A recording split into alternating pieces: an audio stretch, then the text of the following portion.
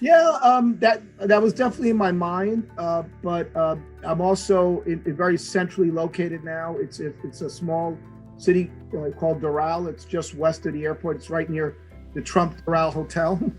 uh, and the interesting thing is it's in the only real industrial area of Miami-Dade County. So I'm literally minutes away from a bunch of manufacturing facilities. There's about 400 aviation companies here. There's 100 flower businesses, flowers that come in from Latin America and they get packaged here. So all these, at least for me as a hand surgeon, typically only work a few minutes from here. It just makes sense. Before I was in a very residential part near one of the big hospitals, but most of my patients were traveling to get there. So this location really makes a lot more sense.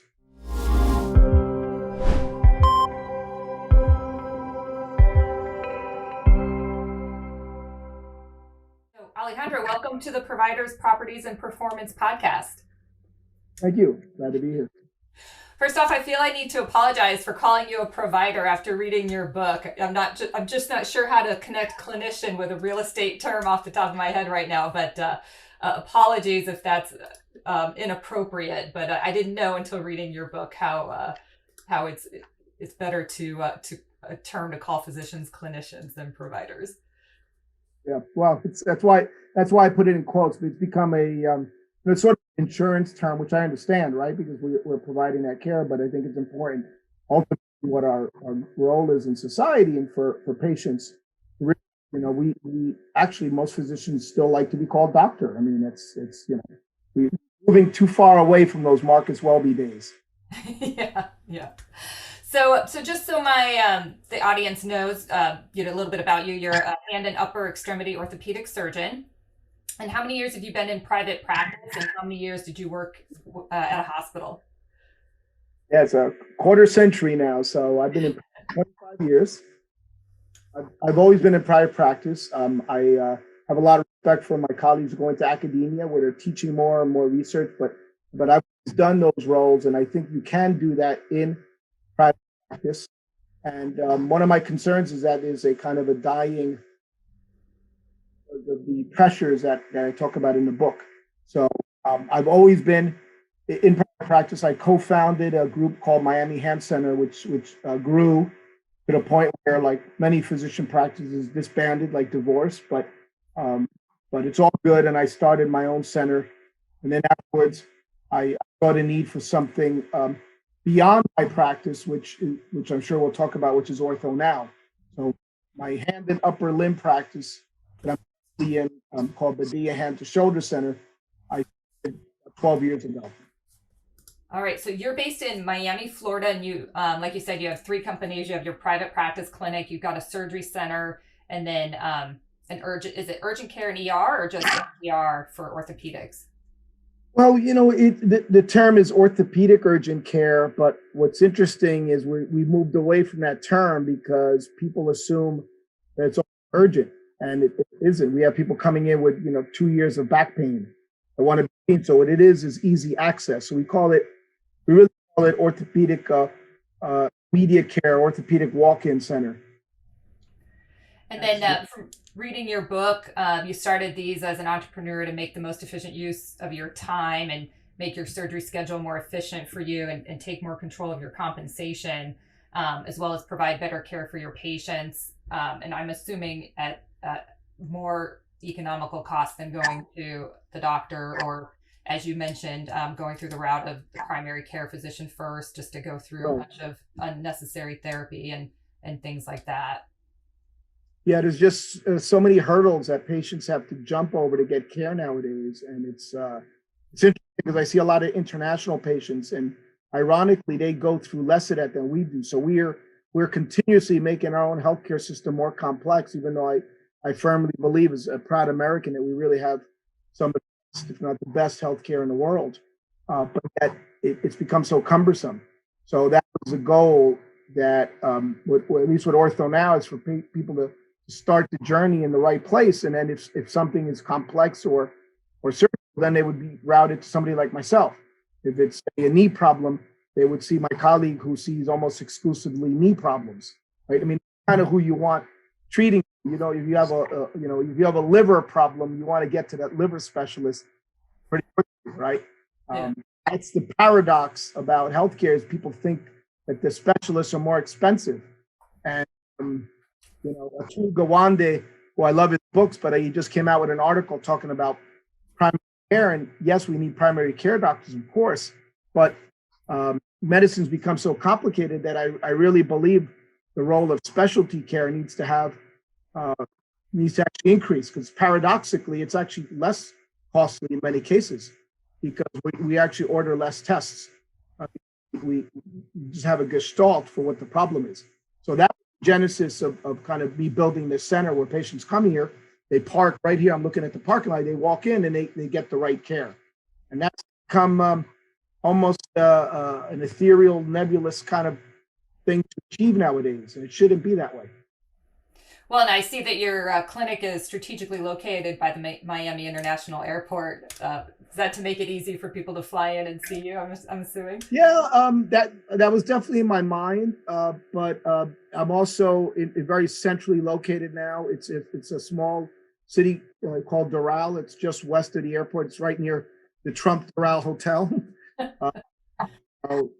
And the interesting thing is it's in the only real industrial area of Miami-Dade County. So I'm literally minutes away from a bunch of manufacturing facilities. There's about 400 aviation companies here. There's 100 flower businesses, flowers that come in from Latin America and they get packaged here. So all these, at least for me as a hand surgeon, typically only work a few minutes from here. It just makes sense. Before I was in a very residential part near one of the big hospitals, but most of my patients were traveling to get there. So it just, this location really makes a lot more sense. And if you don't mind, can you share with the listeners, when you decided to pursue a career in medicine and how you chose orthopedic surgery and specifically your subspecialty of hand surgery and upper extremities? Yeah, I think like many physicians, it's almost a calling. I can't recall. I talk about it in a book. My initial interest was in something sort of scientific, zoology. Then like a lot of kids, I love dinosaurs, right? And so paleontology. But then it quickly moved to maybe veterinary medicine.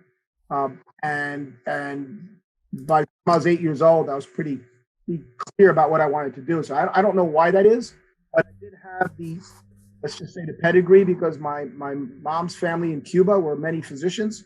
So a great uncle of mine was an internist who studied at the Sorbonne, University of Paris.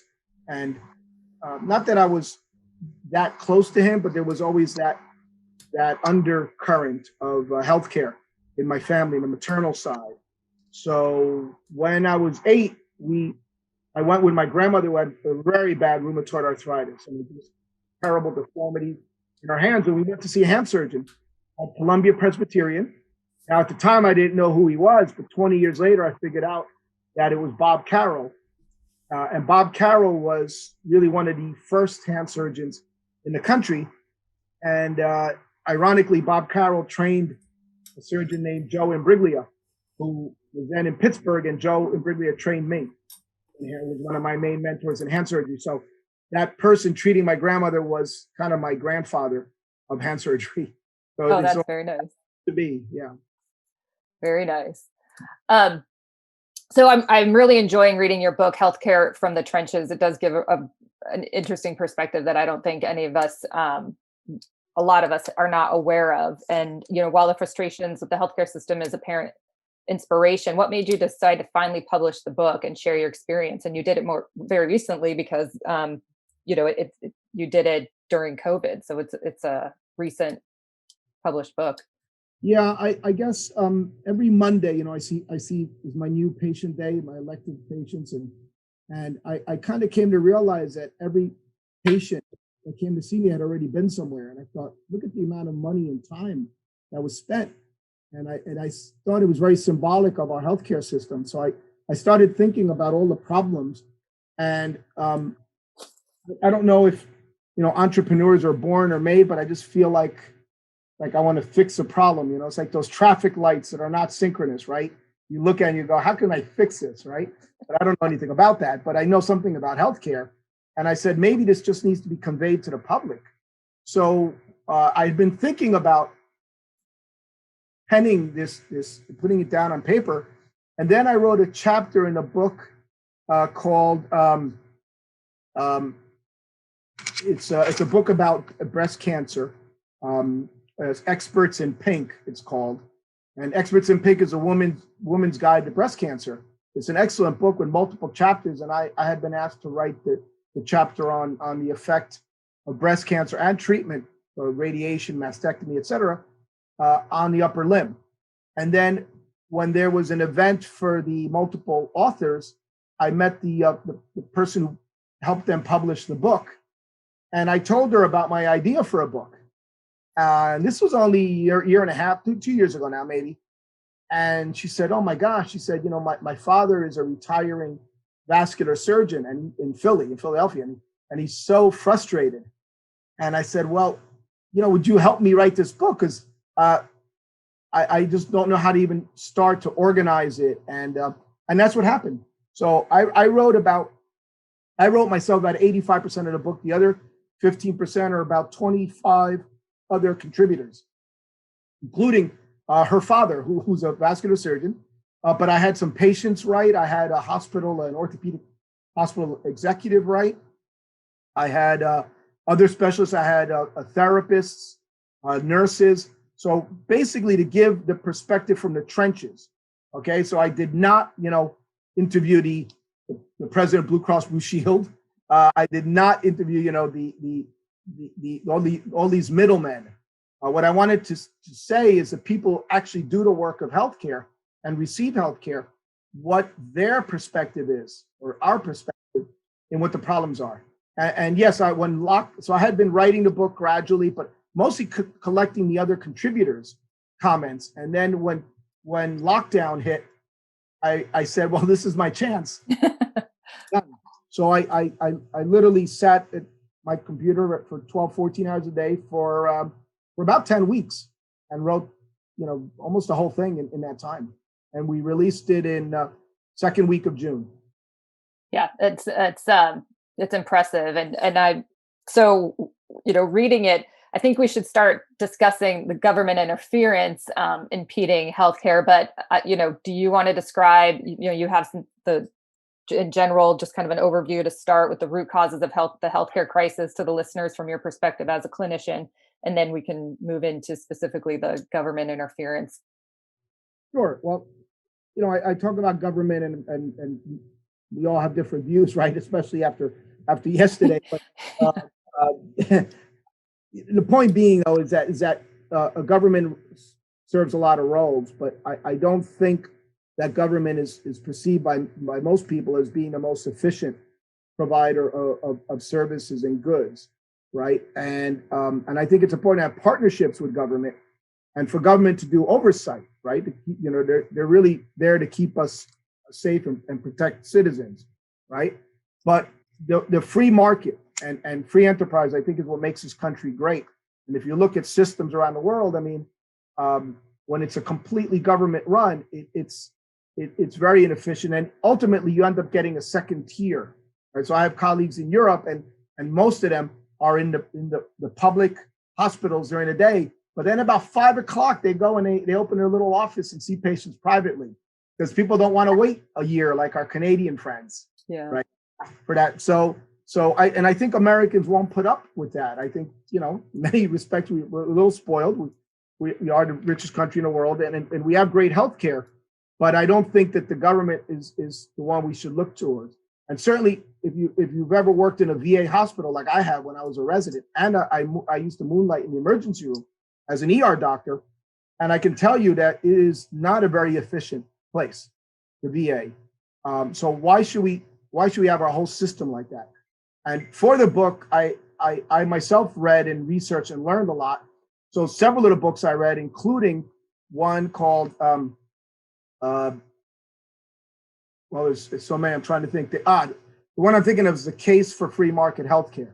So it's a colleague of mine, another orthopedic surgeon, actually another Cuban American surgeon, who wrote the foreword to my book, and he outlines the arguments about why the government should not be the primary healthcare giver. And there's, we don't have time to go into all the details, but it is really not. Let the free market, quality, efficiency, all of those things which are great for healthcare, like any other business, will ultimately win out. And the more regulations you have, the more red tape, all that's going to do is increase cost and put barriers between myself and my patients. And there really is no need for that. So I'm hoping, we'll see what happens now in the current administration, but I'm hoping to see us moving towards that, because there is a huge movement towards free market healthcare. Let the market determine the cost and transparency in costs, which is something we certainly don't have right now. No, absolutely. And in your book, you describe, government, the history of government intervention, starting with the Center for Medicare and Medicaid Services, and then HMOs, HIPAA, the Affordable Care Act, and Stark Law. So in your opinion, where would you start moving the needle with the government to improve healthcare efficiencies and delivery of care?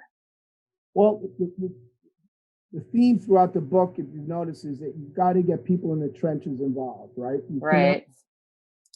You cannot have figureheads, like Dr. Fauci or Sanjay Gupta, who are very smart people, but they're not doing this every day. You need to get people who are actually in the trenches, working towards solution, because we know what the problems are.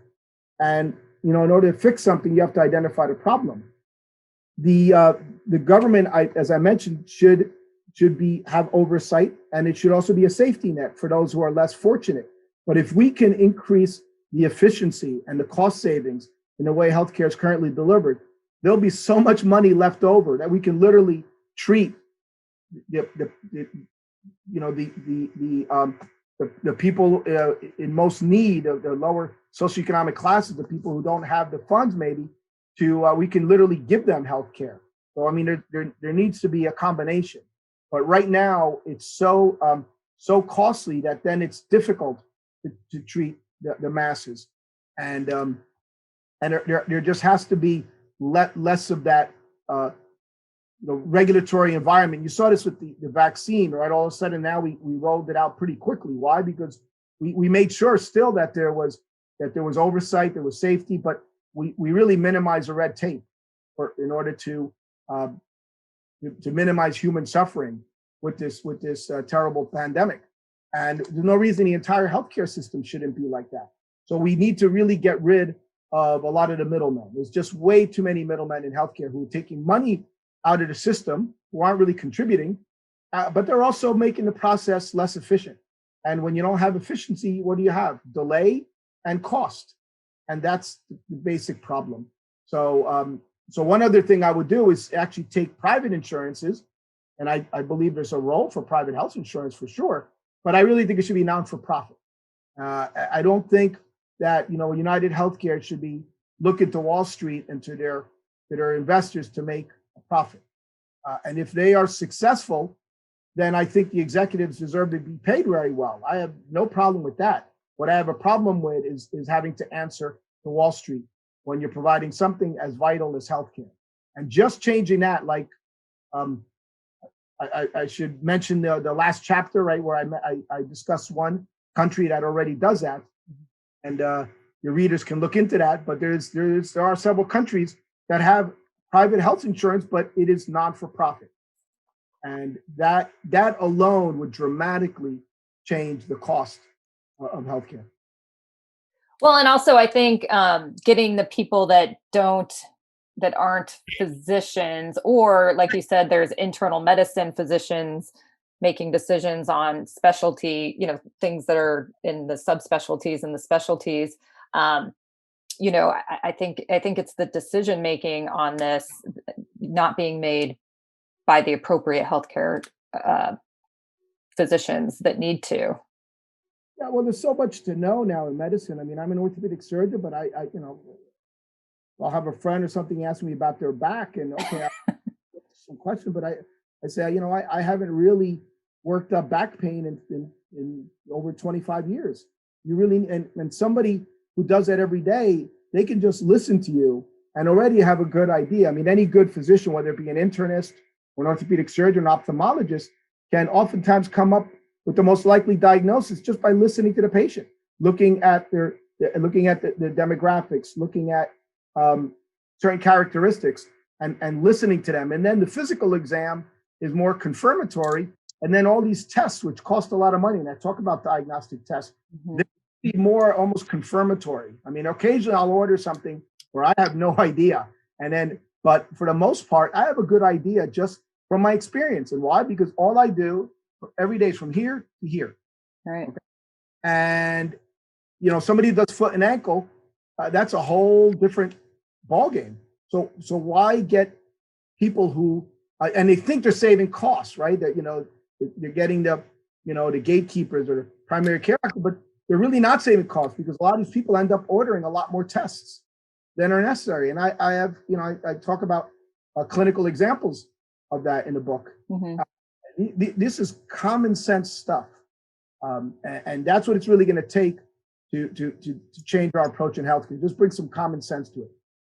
Well, and I encourage the listeners to read your book and learn about the other regulations involving HCAP scores and the JCHO, and how insurance companies and hospital purchasing departments choose medical devices to use and not surgeons. But reading the book as a patient, I feel really vulnerable to the agendas of these hospitals and insurance companies unless I pay out of pocket, select my doctor, discuss the procedure, get second opinions, and even, and this is where it's going. I mean, as a patient, you have to be a smart consumer.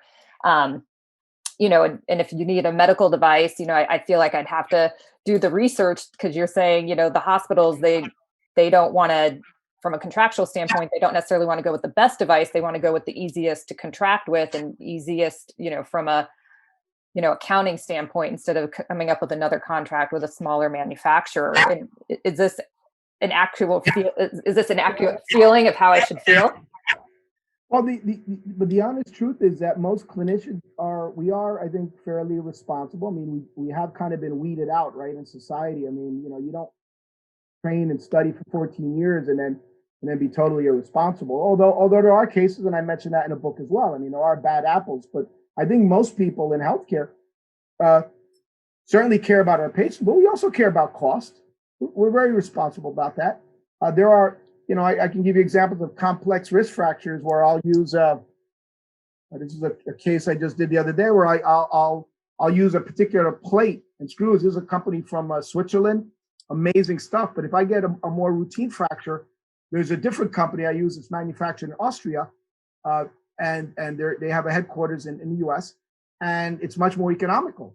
But it depends. It's for me to decide, and can do something that's less costly. I'm going to do that.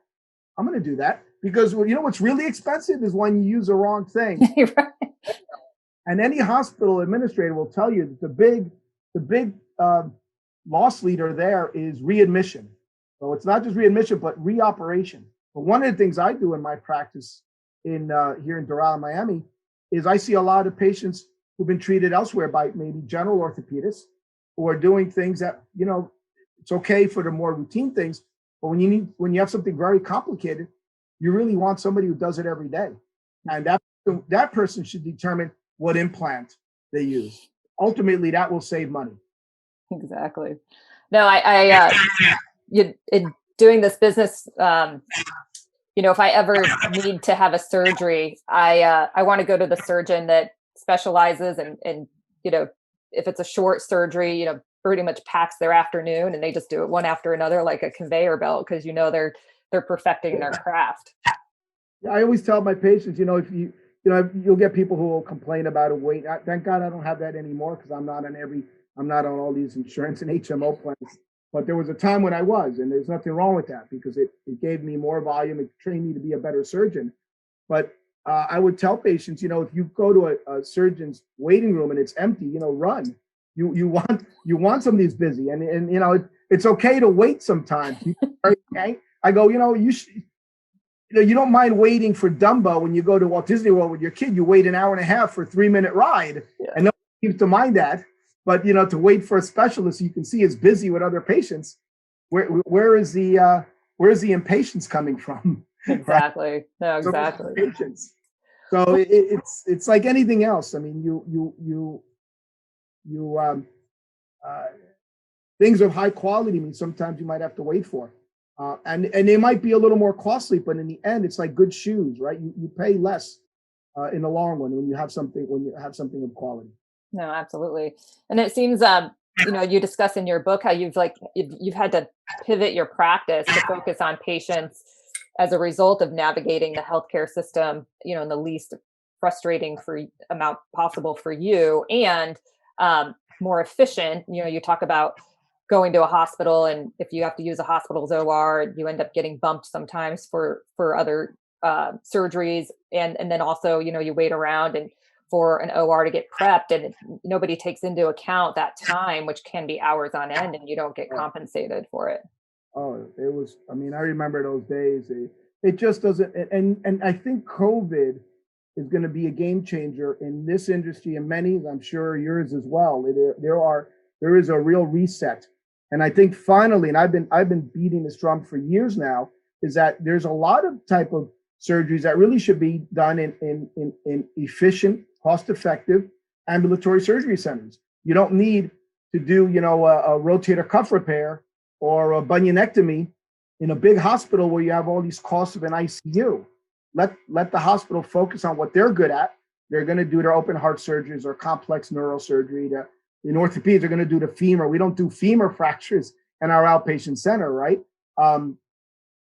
But these other surgeries, there's no reason for them to be done in a hospital. It's more costly. There's higher risk of infection, and all it is will lower the overall healthcare costs. Is allocating things where they really belong and where it's most efficient.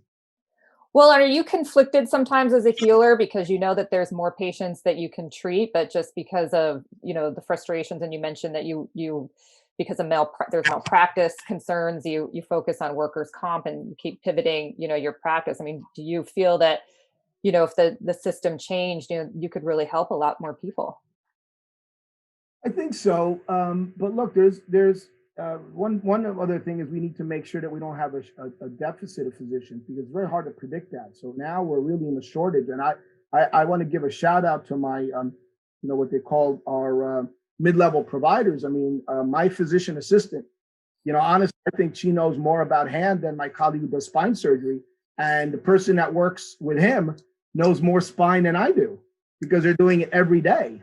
So I think there's a huge role for nurse practitioners and PAs and other clinicians who can really bring more care to the patients, so that then the people like myself who can focus on really the more complicated stuff have time to do it. I shouldn't be bogged down with seeing every patient who has shoulder pain.